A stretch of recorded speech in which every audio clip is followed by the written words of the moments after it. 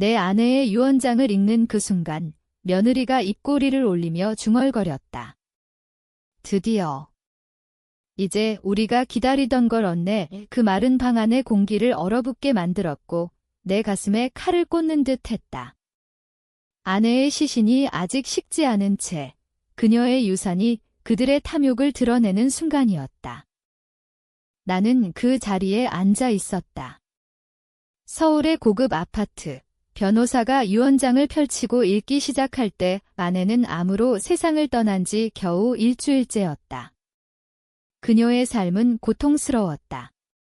화학요법, 방사선 치료, 끝없는 병원 방문.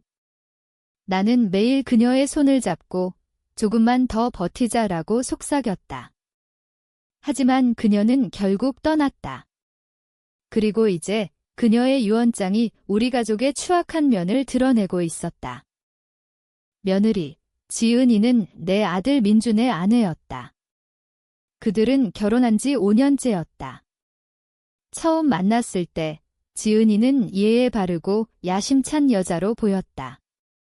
명문대 출신, 대기업에서 일하는 그녀는 우리 집안에 잘 어울릴 것 같았다.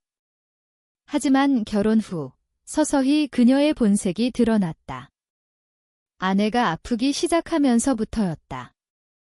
지은이는 병원에 거의 오지 않았다. 바빠서요.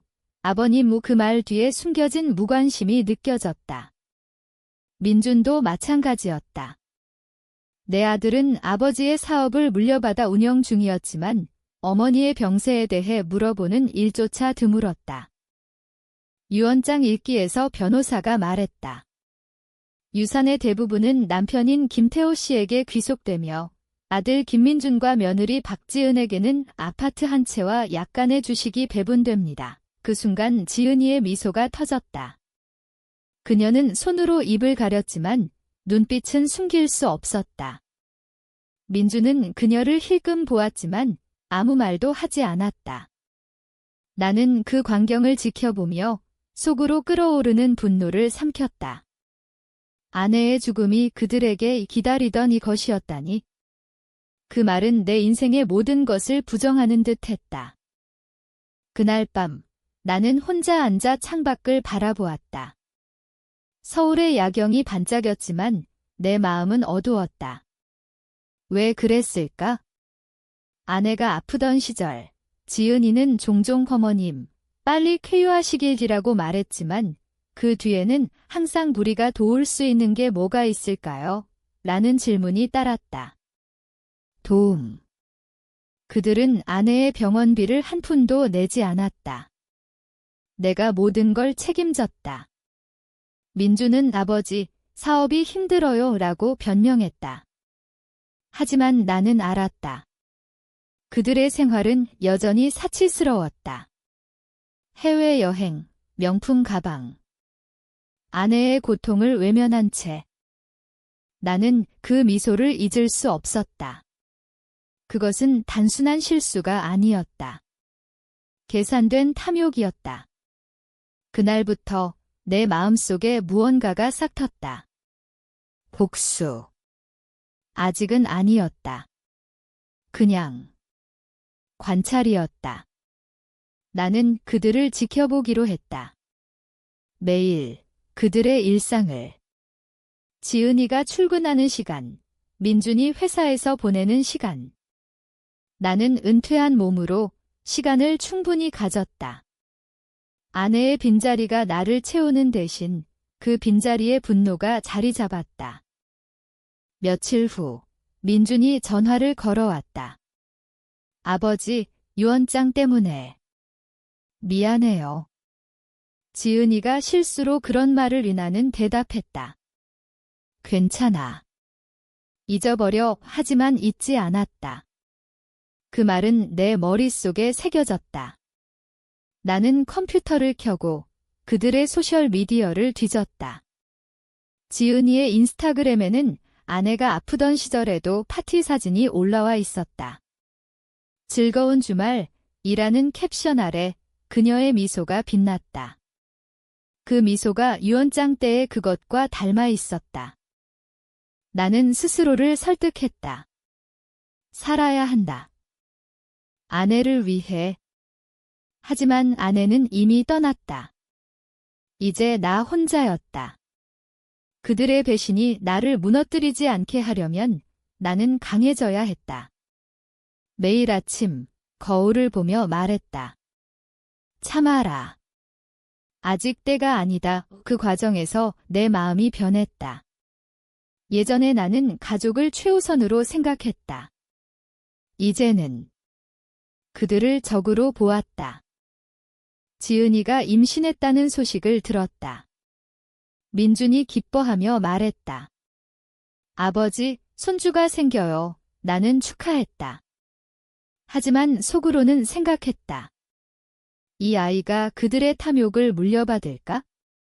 나는 기다렸다. 관찰했다. 그들의 대화를 엿듣기 위해 집에 자주 초대받았다. 지은이는 아버님, 이제 유산 분배는 언제쯤? 이라고 물었다. 민준이 그녀를 제지했지만 나는 알았다. 그들은 기다리고 있었다. 내 복수의 첫걸음은 작았다. 나는 변호사에게 유언장의 세부 사항을 조정할 수 있는지 물었다. 가능합니다. 하지만 왜요? 나는 대답하지 않았다. 그냥 준비였다. 나는 그들을 무너뜨릴 계획을 세우기 시작했다. 아니, 아직은 아니었다. 그냥 상상이었다. 하지만 그 상상이 점점 현실이 되어갔다. 시간이 흘렀다. 지은이의 배가 불러오면서 그들의 태도가 변했다. 더 자주 내게 연락했다. 아버님, 건강하세요. 하지만 그 뒤에는 항상 돈 이야기가 따랐다. 민주는 사업 확장을 위해 투자금을 요청했다. 아버지, 유산 중 일부를 빌려주실 수 있나요? 나는 거절하지 않았다. 오히려 주었다. 왜? 그들의 탐욕을 키우기 위해? 돈을 주면 그들은 더 원할 테니까. 나는 매일 일기를 썼다. 아내의 죽음 이후 내 감정을 기록했다. 그 안에는 지은이의 미소, 민준의 무관심이 적혔다. 오늘 지은이가 웃었다. 아내의 사진 앞에서 그것은 사실이었다. 가족 모임에서 아내의 사진을 보며 그녀가 웃었다. 어머님, 이제 편안히 쉬세요. 하지만 눈빛은 달랐다. 안도감이었다. 내 마음속에서 무언가가 깨졌다. 예전에는 가족을 용서할 수 있었다.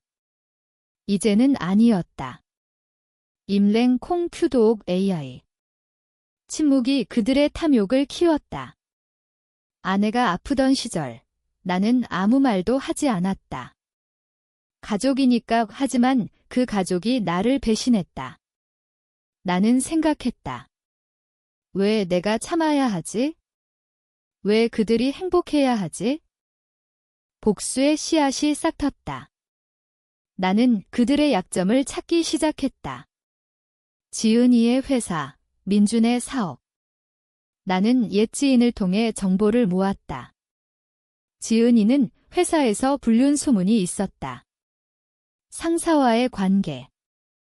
증거는 없었지만 소문이었다. 민준은 사업에서 세금 탈루를 저지르고 있었다.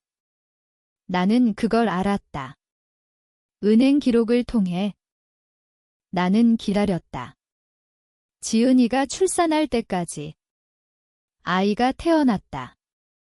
손녀였다. 병원에서 나는 그들을 축하했다. 하지만 속으로는 계획을 세웠다. 첫 번째 조치, 유산 분배를 지연시키기. 변호사에게 말했다. 세금 문제로 늦춰주세요. 그들은 초조해졌다. 민준이 물었다. 아버지, 왜 늦어지나요? 나는 대답했다. 법적인 문제야. 그 과정에서 내 마음이 변형되었다. 예전에 나는 자비로웠다. 이제는 냉정했다. 매일 밤 나는 아내의 사진을 보며 물었다. 이게 오라. 하지만 대답은 없었다. 대신 분노가 대답했다. 계속해라. 지은이가 아이를 키우며 스트레스를 받기 시작했다. 그녀는 민준에게 불평했다. 돈이 없으면 어떻게 해? 유산이 빨리 와야지. 나는 그 대화를 엿들었다. 집에 설치한 작은 녹음기 덕분에 불법. 어쩔 수 없었다. 그들의 배신이 나를 이렇게 만들었다. 나는 그 정보를 이용했다. 지은이의 불륜 소문을 민준에게 흘렸다. 익명으로. 내 아내가 회사에서 민준은 의심했다. 그들은 싸우기 시작했다. 지은이는 부정했다. 거짓말이야. 하지만 씨앗은 심어졌다. 나는 지켜보았다. 그들의 관계가 금 가는걸? 내 인성의 가격. 잠 못 이루는 밤, 죄책감. 하지만 나는 자위했다. 그들은 아내의 죽음을 기다렸다. 나는 그들의 행복을 기다리지 않을 테다. 민준이 나를 찾아왔다. 아버지, 지은이와 문제가 있어요. 나는 위로했다. 참아봐. 하지만 속으로는 웃었다. 이것이 시작이었다. 싸움이 잦아졌다. 민준과 지은이의 집은 전쟁터였다. 아이의 울음소리가 배경이 되었다. 나는 종종 그 집에 갔다. 손녀를 보러 하지만 실제로는 그들의 고통을 확인하러. 지은이는 피곤해 보였다. 아버님, 유산은 언제쯤? 그녀의 눈빛에 절박함이 스쳤다. 나는 대답했다. 곧, 하지만 늦췄다. 변호사를 통해. 그동안 나는 더 깊이 파고들었다. 민준의 사업 기록을 조사했다. 세금 탈루 증거를 모았다. 옛 회계사 지인을 통해. 민준아, 조심해. 나는 경고했다. 하지만 그는 듣지 않았다. 정말 이렇게 해야 하나? 아들인데. 하지만 아내의 얼굴이 떠올랐다. 그녀의 마지막 말 이태호야. 가족을 지켜. 가족. 그들은 가족이 아니었다. 배신자였다. 복수의 두 번째 단계, 조작. 나는 지은이의 회사에 익명 제보를 했다. 박지은 씨의 불륜 이 증거는 없었지만 소문이 퍼졌다. 그녀는 스트레스를 받았다. 누가 이런 짓을? 그녀가 울었다. 민준은 그녀를 의심했다. 그들의 신뢰가 무너졌다. 나는 기다렸다. 아이가 돌이 될 때까지. 그날 파티에서 지은이가 다시 미소를 지었다. 하지만 이번에는 가짜였다. 아버님, 축하해요. 나는 대답했다. 고마워. 하지만 속으로는 생각했다. 내 미소가 끝날 때가 왔다. 민준의 사업이 흔들리기 시작했다. 세금 조사, 내가 흘린 정보 덕분에. 그는 패닉에 빠졌다. 아버지, 도와주세요. 나는 도왔다. 돈을 주었다. 하지만 그 돈은 함정이었다. 대출 형식으로. 이자가 쌓이게. 내 정신의 가격. 고립. 친구들은 멀어졌다. 태호야, 왜 그렇게 변했어? 하지만 나는 상관없었다. 복수가 나의 삶이 되었다. 지은이가 이혼을 언급했다. 민준아, 이혼하자. 민준은 거부했다. 아이 때문에. 나는 그 광경을 지켜보았다. 녹음기로. 이혼 소송이 시작되었다. 지은이가 먼저 제기했다. 민준의 무능함 때문에. 민준은 분노했다. 내 불륜 때문이지. 법정에서 그들의 추악함이 드러났다. 나는 증인으로 불려갔다. 아들 부부의 관계는 어땠나요? 나는 대답했다. 좋지 않았어요. 지은이가 유언장에서 웃던 그날부터. 그 말은 충격이었다. 지은이의 변호사가 항의했다. 하지만 판사는 듣게 했다. 나는 증언했다. 그들의 무관심, 탐욕. 유언장의 녹음도 제출했다. 불법. 하지만 변호사가 합법화했다. 민주는 나를 원망했다. 아버지, 왜? 나는 대답했다. 내가 먼저 배신했어. 그의 눈에 눈물이 고였다. 하지만 내 마음은 차가웠다. 복수의 세 번째 단계, 파괴. 민준의 사업이 파산했다. 세금 추징금 때문에. 그는 빚더미에 앉았다. 지은이는 아이를 데리고 친정으로 갔다. 아버님, 도와주세요. 그녀가 애원했다. 나는 거절했다. 내가 기다리던 걸 얻었잖아. 내 인성의 상실. 이제 나는 괴물이었다. 밤마다 악몽. 아내의 목소리. 멈춰. 하지만 멈출 수 없었다. 이혼 판결이 났다. 지은이가 승소. 하지만 유산은 나에게 있었다. 나는 그걸 모두 사회에 기부했다. 아내의 이름으로 민준은 절망했다. 아버지. 민준이 자살 시도를 했다. 병원에서 깨어났을 때 나는 그의 곁에 있었다. 왜 그랬어? 그는 울었다. 모든 게 무너졌어요. 나는 대답했다. 내 선택이었어. 지은이는 아이를 포기했다. 키울 수 없어. 아이는 나에게 왔다. 손녀를 키우며 나는 생각했다. 이게 복수인가? 하지만 내 마음은 텅 비었다.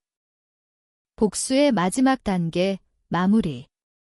나는 지은이의 새 삶을 파괴했다. 그녀의 새 직장에 소문을 퍼뜨렸다. 그녀는 해고되었다. 누가, 그녀가 외쳤다. 나는 모른 척했다. 아이를 보며 이 아이가 내 희생양인가? 하지만 계속했다. 민주는 제기했다. 새 사업. 하지만 나는 지켜보았다. 언제든 무너뜨릴 수 있게. 모든 게 끝났다. 민주는 해외로 떠났다. 지은이는 빈곤에 빠졌다. 아이는 나와 함께 살았다. 나는 거울을 보며 물었다. 이게 옳았나? 하지만 답은 없었다. 복수는 나를 구했나, 파괴했나?